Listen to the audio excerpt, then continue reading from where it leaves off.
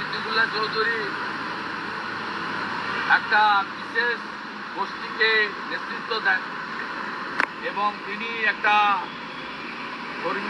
একটা সংগঠন চালায় জামায়াত উলামা হিন্দ।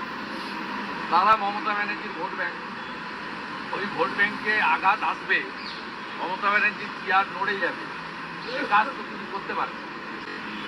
তিনি হিন্দুদেরকে উপদেশ দিয়েছেন কাল অশোকনগরের বই মেলায়।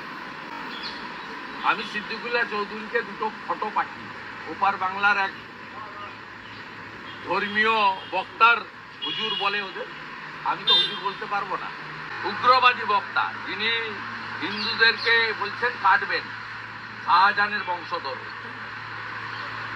তার একটা ভিডিও পোস্ট করেছি। ওরা এটা পেলেই বলতো যে ওপার বাংলার কথা কেন এখানে বলছে।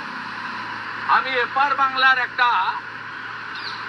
তৃণমূলের বুথ সভাপতি মহিষা দলের মুসলিম সম্প্রদায়ের, তার একটা অপ্রাপ্ত বয়স্ক নাবালক বাচ্চার সম্প্রতি বলা ভিডিও ছেড়েছি।